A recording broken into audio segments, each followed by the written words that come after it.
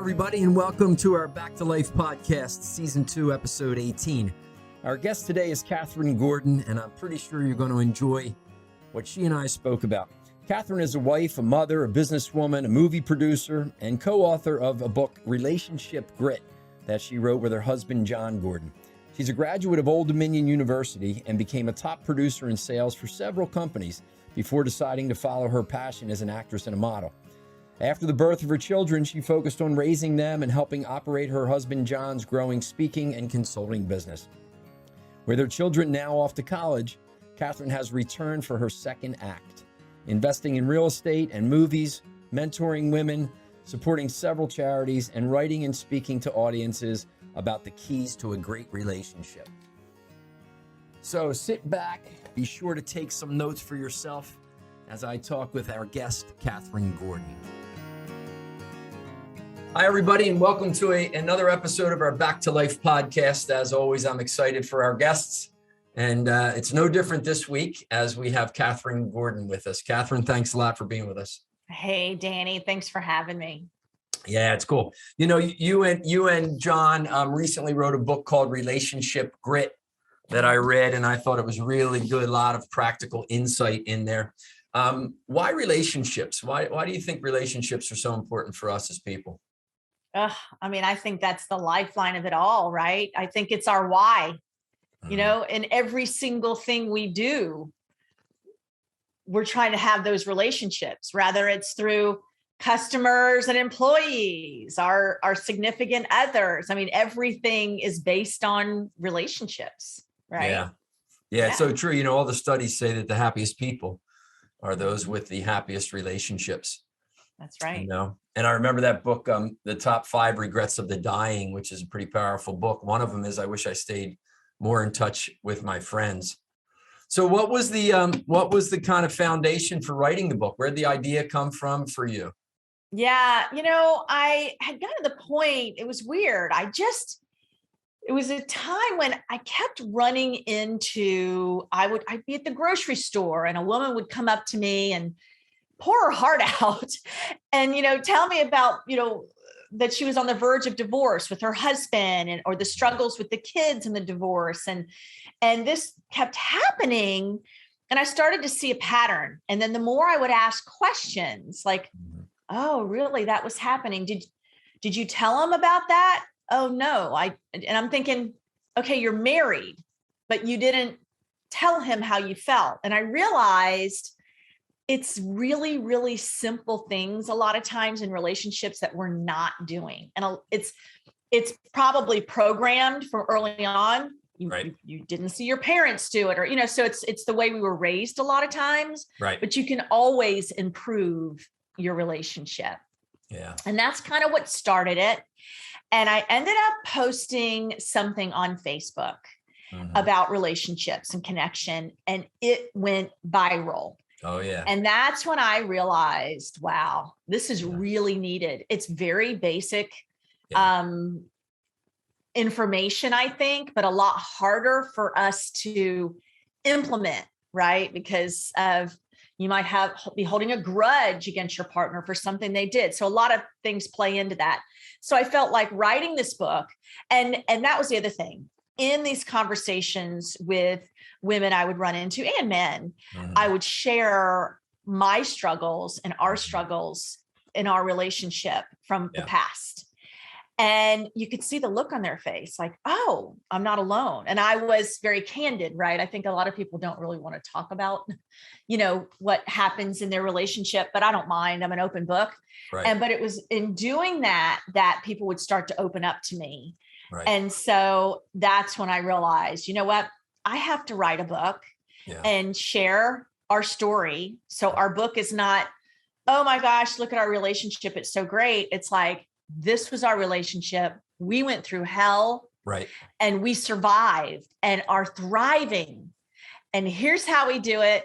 And here's how you can do it too. Yeah. I thought that was great when you talk and you offer the insight, and then there's real life stories in there, which are mostly of your struggles. That's great. That's when it really hits home, you know, because how many times have we seen this seemingly so happy in love couple, And then, they're divorced a year or two later or whatever. And we're like, wait a minute, they've been telling me what to do with my relationship and it didn't work for them. Yep.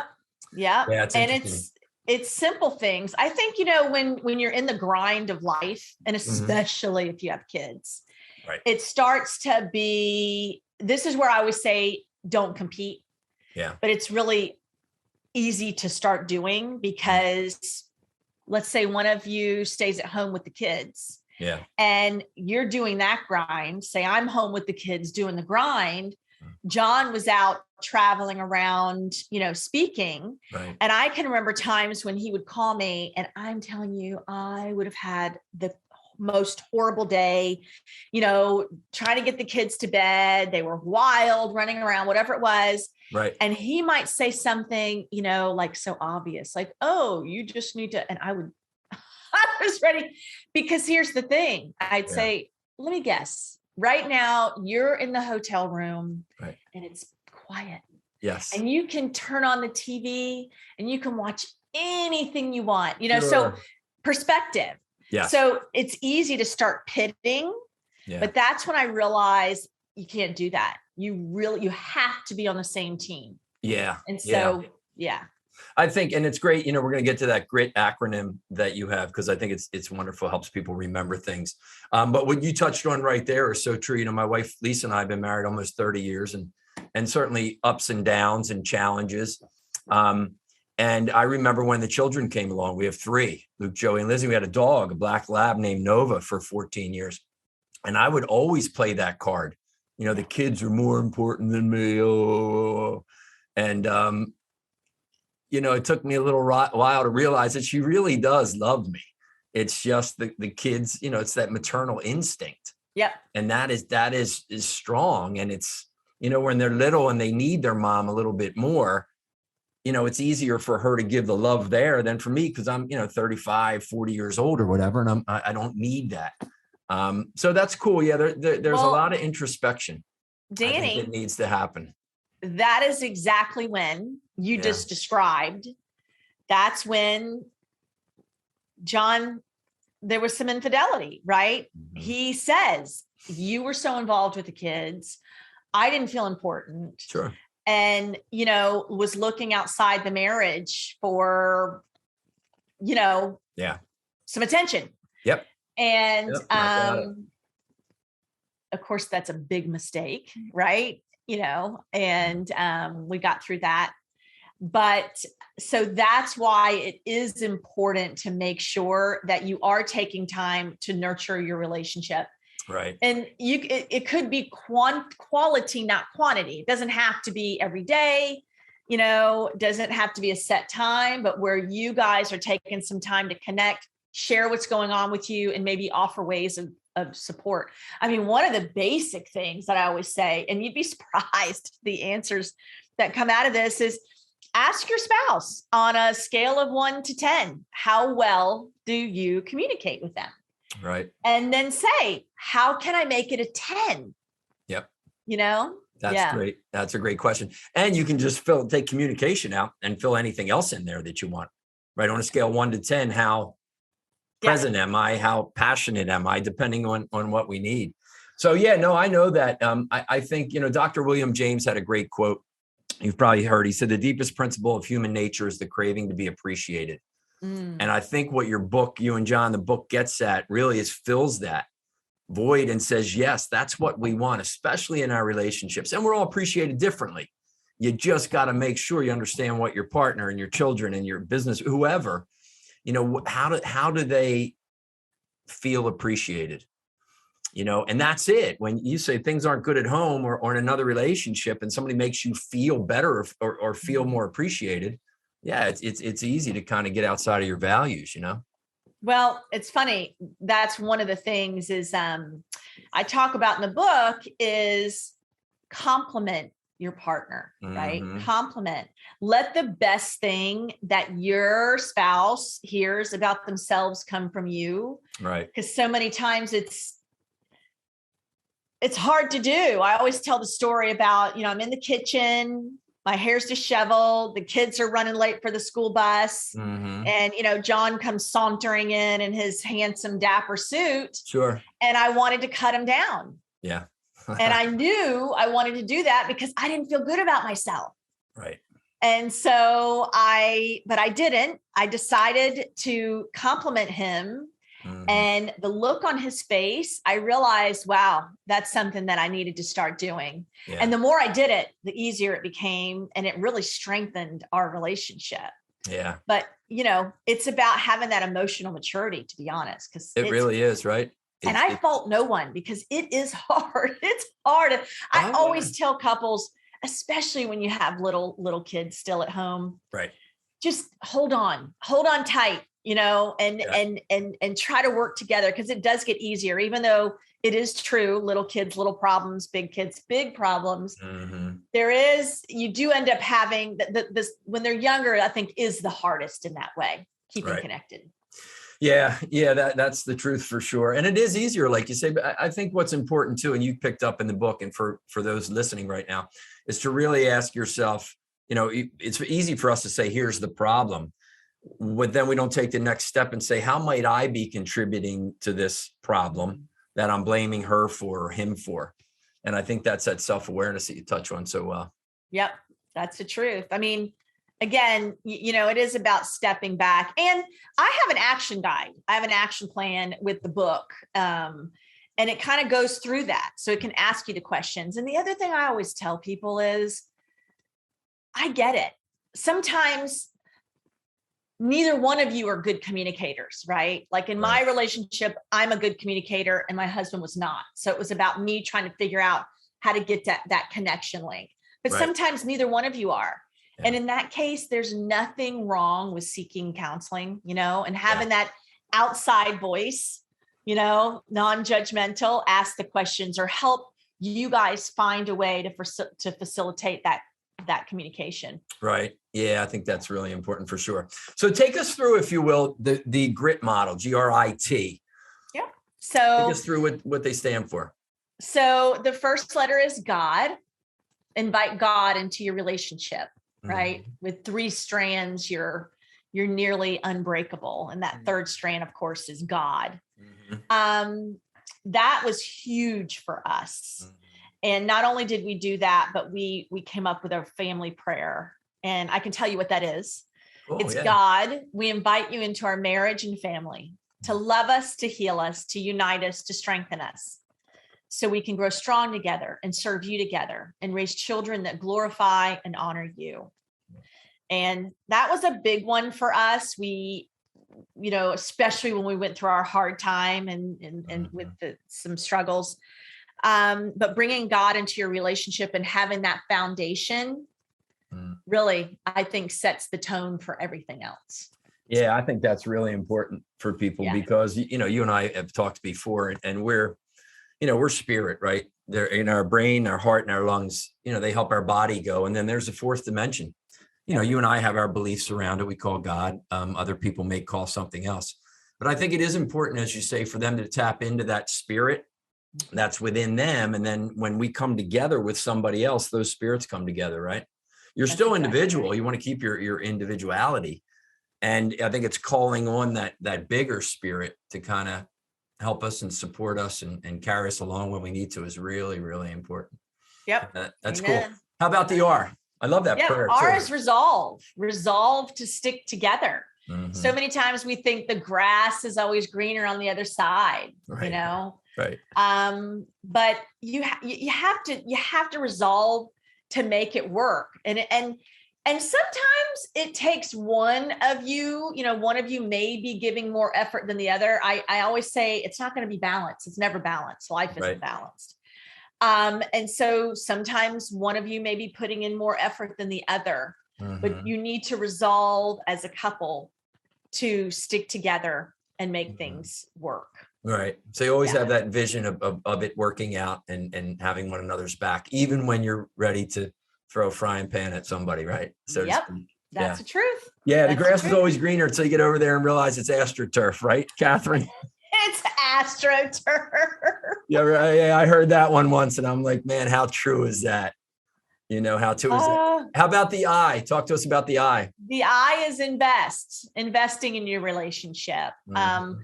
Sounds obvious, right? But how many times do you invest in your coworkers and invest in your craft of speaking in your case, Mhm. right?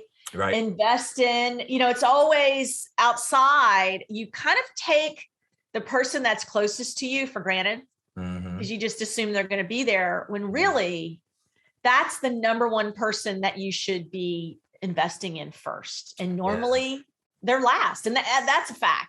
You invest in your kids. So it's about making that priority, for each other. Mhm. And sometimes it doesn't have to be big. I always like to say, if I'm unloading the groceries and John comes out and helps me unload the groceries, stops what he's doing, it's those little things. It's the little things that go a long way. It doesn't have to mean, rearranging your whole schedule, but showing them you're invested in the relationship and helping in some way too. Yeah, I think that's great. And that's a good awareness for people to have, just to kind of ask themselves that question in the morning, how can I really invest in this other person or in this relationship with, as you said, with spouse, significant other, partner, children, same way. I'm thinking with our 3 kids, and I do a pretty good job at this, but in our conversations encouraging me to do more, really, how can I invest in the 3 of them, individually? How can I really do something for each one of them based on what they appreciate being done for them? I certainly wouldn't do the same thing for all 3. Right. Because they're different. So yeah, thanks for that. That's got me. Yeah. So there's a study, and I got to to make sure I'm saying it right, but there's a study by John Gottman that couples who take the time to invest in each other are more likely to stay together. Yeah. So there have been studies on that.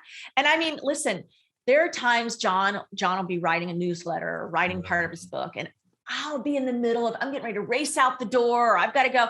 And he'll go, hey, can you come sit down and, read this? And I mean, it's the last thing that I want to do. Right. But it's important for him. I have to remember, like, oh, he wants me to read this and edit it, or he wants me to give my input. So I take the time to sit down. So little things. Yeah. Little things like that. Yeah. And I think there's a balance there. I mean, I know you talk about it. John talks about it. I speak about it too. It's the we, not me.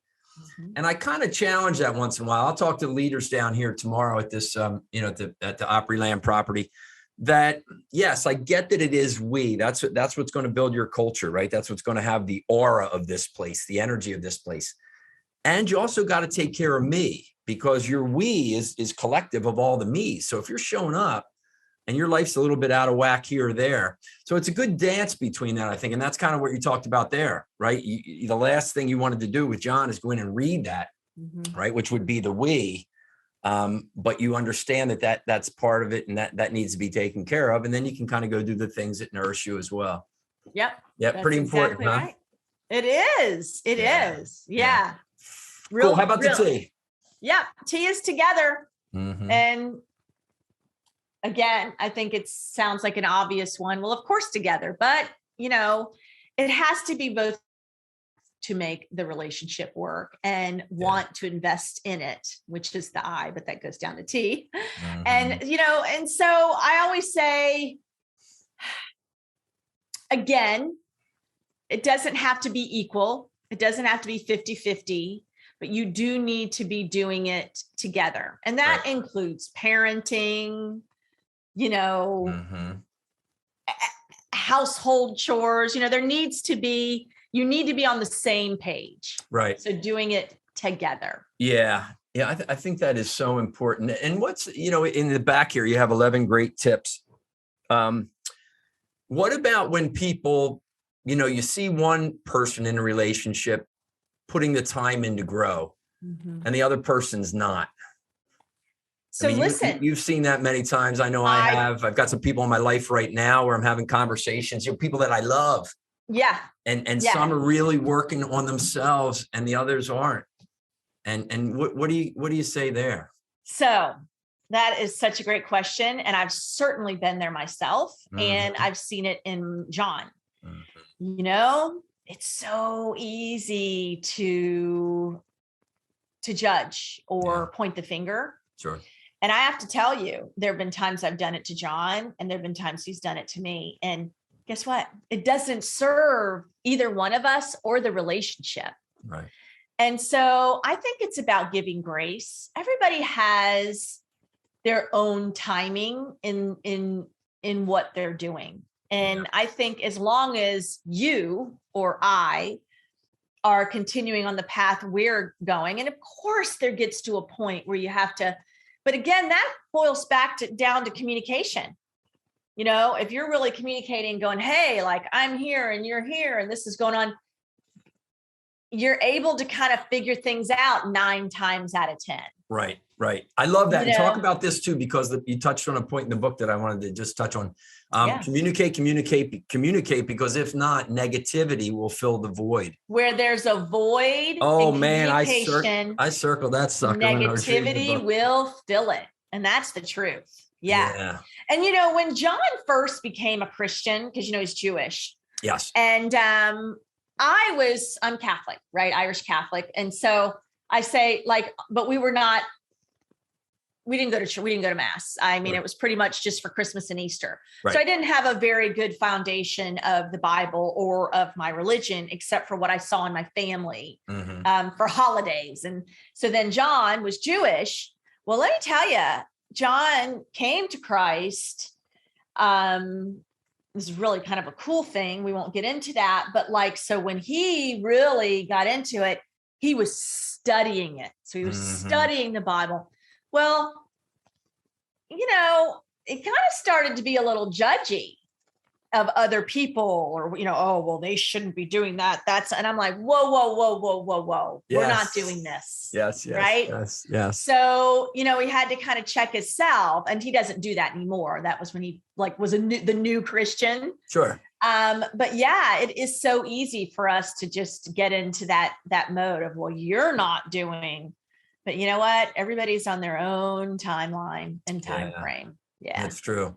Yeah, we really have to work. I think it's just so easy to default to the negative, right? And to the judgment. And I don't know where it's come from. I know we have the whole negativity bias where we're always looking for things that could a threat to us, right? What could go wrong to hurt us, because at the core, we want to survive. I think it's just important for all of us, you know, as you mentioned, and you write about so well, you and John in the book, is to just be aware, right? Really be keenly aware of what's going on, what you're saying. And, you know, one of the things that I've learned to do that serves me well, and probably you in relationships, is when you have those difficult conversations, right? The communications, Stephen Covey, right? Begin with the end in mind. You know, I'll always lead and say, hey, listen, I love you. I'm not going anywhere. You're not going anywhere. I want us to be really strong. And don't say but, right? Because but dismisses that first part of the sentence. And here's kind of where we are. Here's where we're stuck. Here's where I'm stuck. So I think it's really powerful, especially for people that go, oh, I can't have that conversation. You know, guys, I guess we get stereotyped as not talking about our feelings. But I think if you really express what you want, and it's likely the same thing that the other person wants, it makes, you know, a little more stable surface there to get into that conversation. You said something that I want to circle back to, because it is so important. And you said, I'm not going anywhere. I think a lot of times in relationship, there is that fear. And so instead of getting to a point of being able to really work on these concerns or issues, all the other person hears is, I'm not happy with you and I'm leaving. Right. Or I'm not happy, you know. And so one of the things that John and I did with each other, because let me tell you, I've wanted to leave him. Yes. And you know what I mean? Like there have been times. Oh, sure. We finally in our relationship. I don't think anybody that's been in, you know, a marriage for 8, 10, 20 years has not had those feelings. Maybe a small minority. Yeah. We celebrate 25 years next week of our marriage. So, right on. But you know, we made a pact with each other, a covenant with God, because once he had divulged to me, and it's in my book, that he had, and the story goes, just for your listeners who don't know the story, John, had been married then, I think 14 years. We're walking on the beach, and he is now a Christian and feels like he has this heavy on his heart, and he really just wants to share with me about something that happened. And he turns to me and tells me that he cheated on me way back when we first got married, you know, like whatever, it was 12 years, like around 12 years into the 12 years prior. So like 2 years into the marriage. Right. Oh my gosh, that like threw me into, first of all, a huge midlife crisis. Yes. I was leaving him. I tried to cheat on him and it wouldn't work. I mean, there were this. No, that was great in the book when you wrote about that. I mean, God had such a hand in all this, but So, but my point is after that, you know, it can really be about, well, you did this to me, so now I'm going to do it to you. Right. So there, and I fell into that. Trust me. I was not using my emotional maturity, but we got to a point where we both were like, you know what? We love each other.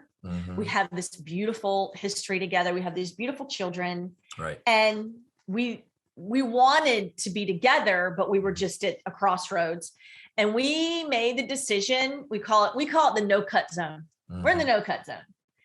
And, you know, there's something about that, Danny, when we made that commitment to each other. And I'll be honest, it was actually when John said it to me more, I think he was just going to be in it no matter what. Like he was in it to win it. I was the one. But for some reason, hearing him say that to me, like, I'm not going anywhere. Yeah. Like I am not going anywhere. I am never going to leave you. You know, all of that, after feeling so unsafe, kind of made me more committed to the relationship. Does that make sense? Oh yeah, absolutely. Yeah. Absolutely. Yeah. And when we realize that we're not perfect, and since we're not perfect, then the relationships aren't perfect. It doesn't give you, you know, it's not like it gives you a hall pass to go do something.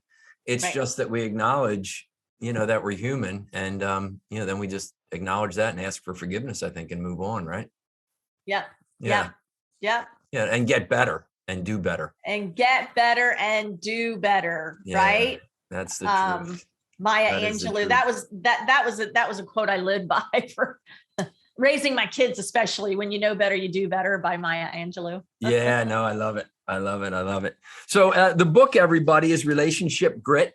It is a wonderful read. And as I said, Kathryn and John did such a great job sharing their own experiences.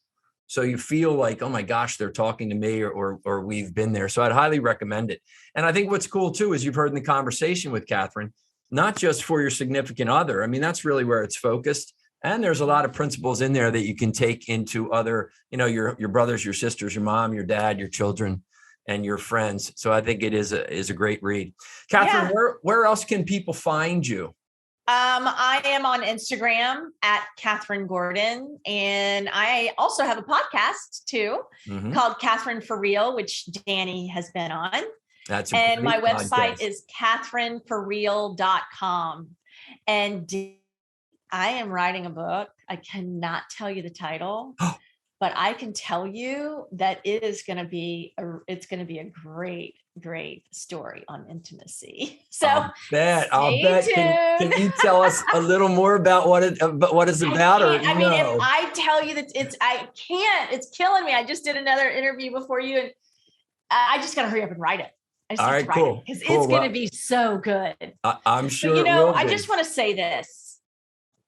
Yeah, I want to say this. My book is not, our book, Relationship Grit, is not oh my gosh, look at us, our relationship's so great book. It is we went through hell. Here's what happened. But in the back of the book, we have our tips, but you also can get a free action plan. Right. And that action plan, I'm telling you, it's better than any therapy session you're ever going to go to. I think, I'm not kidding. But so make sure there's a little link that you can go. If you have any issues, email me, but you can get that free action plan along with the book. Yeah. So I highly recommend it. Yeah, no, that is cool. And that's so true about the book. You know, like Churchill said, when you're going through hell, keep going. And I think that's the message that comes out, you know, that you and John offer the readers. So well done on that. I love it. Is the book you're writing right now, is it story, fictionalized, or is it real life? And I'm not going to ask you any more questions after that. That part, I don't know yet. I've got the framework. Right. And I'm trying to figure out if I need to do it more as a fable. Okay. So I don't know. I can't tell you. Got it. Well, I will send you lots of creative energy. Yes, over there for that. You know, I just need to get pen to paper and like really get it out. I've got the framework and yeah, you will. Once you get going, you know how it is. You get that momentum and then you're writing everywhere, you know, whether you're on planes and you're kind of capturing notes and dialogue. So you'll get that going for sure. Well, I am thankful, as you know, that our paths have crossed, and I look forward to them staying crossed. And it's always good to chat with you, you know, on podcasts or even via text or anything. So before we go, let's go, because I think you're just such a cool person. And our conversation was based on relationship today, which is what we wanted to do. Let's just say, though, that you were with somebody having, you know, a glass of wine, a cup of coffee or something, and you're never going to see them again. And they say, hey, Kathryn, you know, what should I really hold close to myself? What principles should I really focus on practicing in life to make sure that I live this life the way it should, and I'm fulfilled at the end, and perhaps I take my last breath wearing a smile? What would you say to them? I think love, honestly.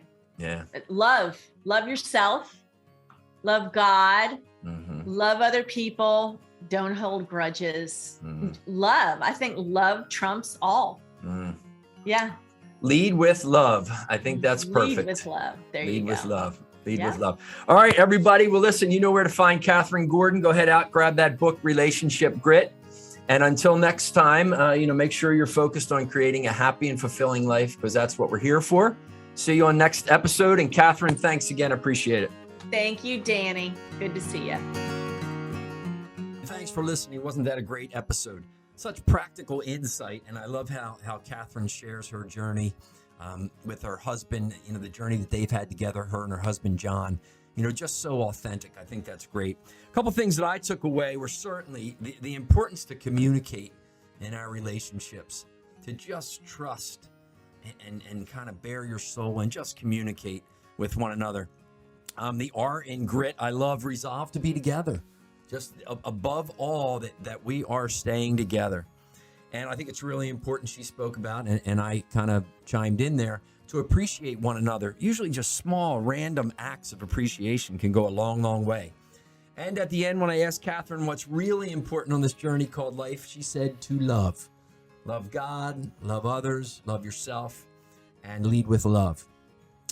And I think that is perfect. So I'm glad you enjoyed the session, the episode here on the podcast. And I would ask that you share it, comment, like it, and I look forward to seeing you on the next one. Until then, be well. Thanks again.